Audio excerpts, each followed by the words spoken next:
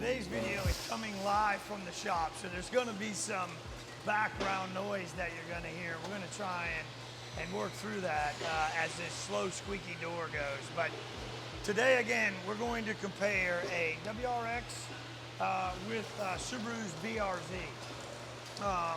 Two sports cars that Subaru makes. One is a sports sedan, one is a two-door coupe. What's great, what's not, what's better, what's faster, what's inexpensive. What do you guys like? What does the majority of people like? Let's get into it right now.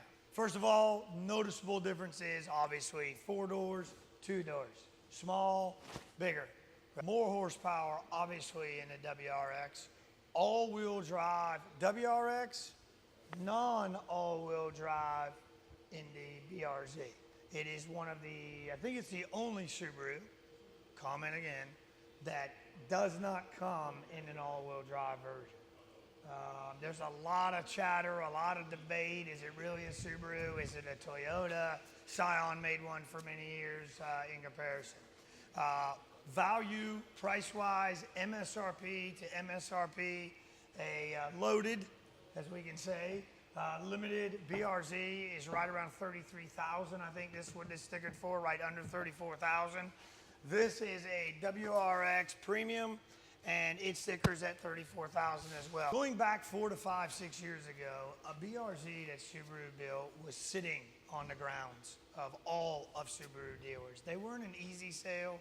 They were a difficult sale when you compared to a WRX. This year with the remodel for a WRX, we're seeing a surge in BRZ sales. So much of a surge that they're pre-ordered.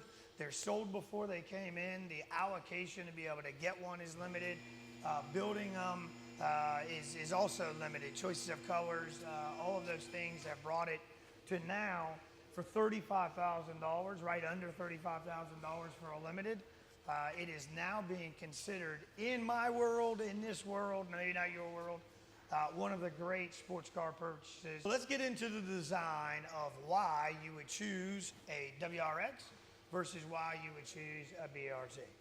First thing, WRX all-wheel drive. The BRZ is not all-wheel drive, which a lot of Subaru enthusiasts will not purchase it for that main reason.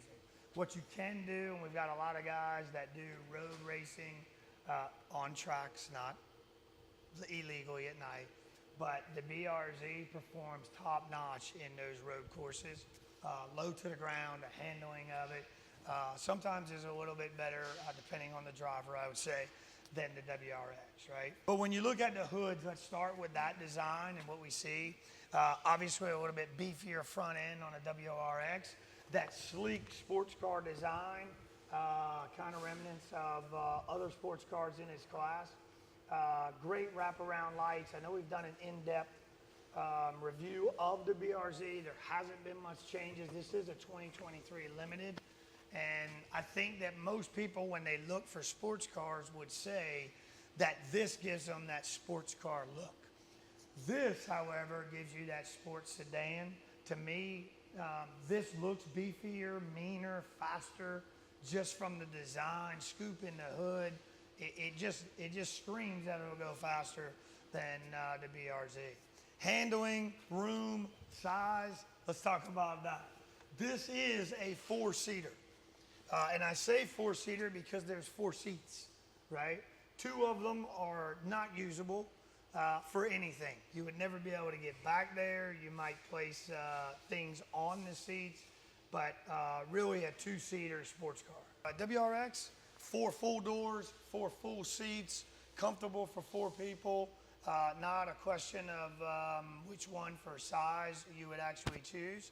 What one thinks this can do versus what this can do. And I think driving conditions is 2 different scenarios.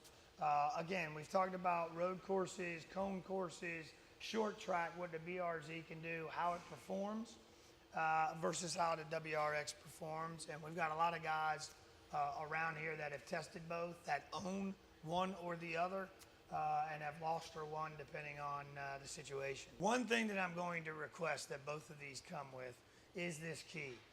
As you get older, your eyesight for reading up close goes away. And I couldn't tell you unless you remember that the black button is lock, and on the remote, the Subaru is always unlocked.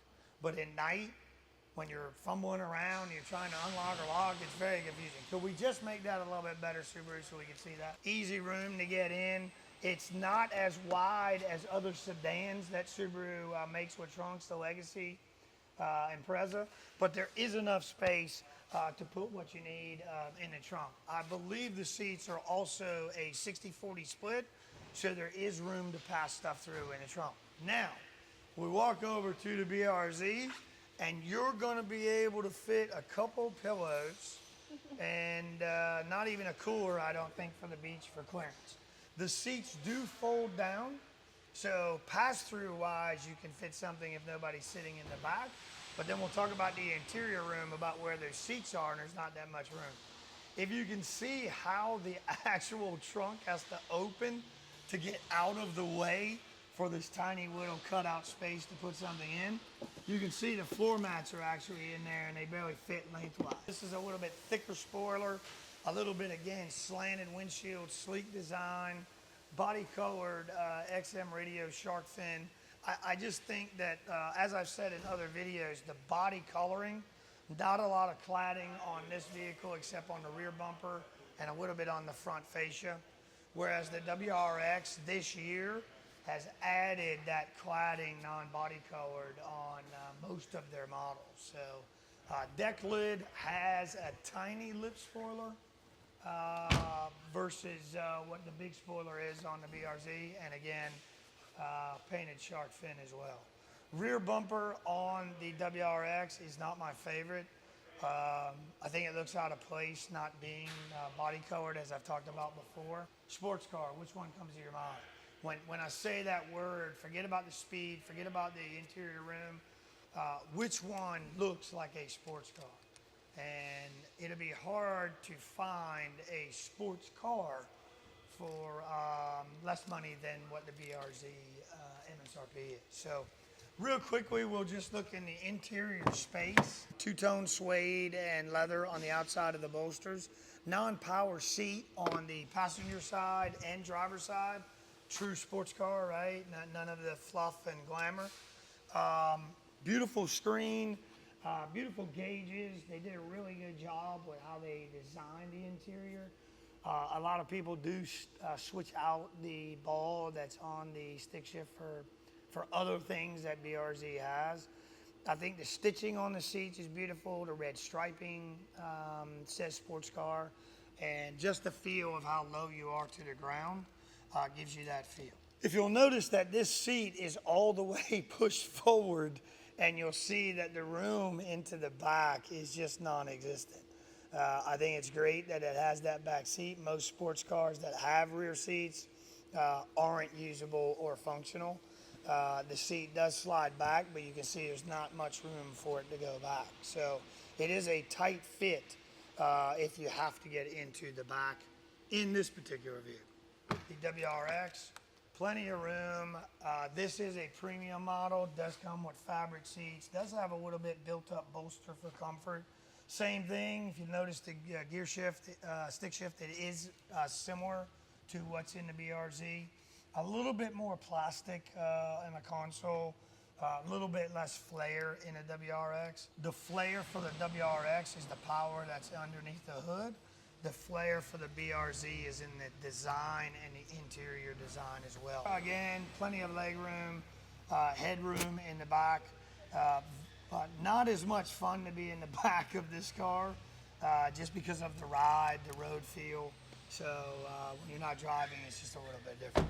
So in closing, this is a car you grab one of your best friends, girlfriend, wife, husband, and take off for a few days to drive. Blue Ridge Parkway, up in the mountains, down to the coast, windows down, phenomenal. This is something you take with three of your best friends, wives, husbands, kids, still look cool, can go fast, but practicality of fitting more people in it. Both great designs, Both great features, but totally different in my opinion. Totally different decisions that come in when you're deciding on both. I believe the BRZ is a second car. It's something that you take out on the weekends like a Miata. You don't drive it all of the time, but when you do get in it, you can feel and drive. WRX can be an everyday car. Many of them are. So it's suitable for everyday use, weekend use, there's room in it to stretch out. And this is just let me get in and drive and feel the road. So thanks for watching. Please comment down below which one you would take. If they were given to you, both, none, neither, and what you guys think.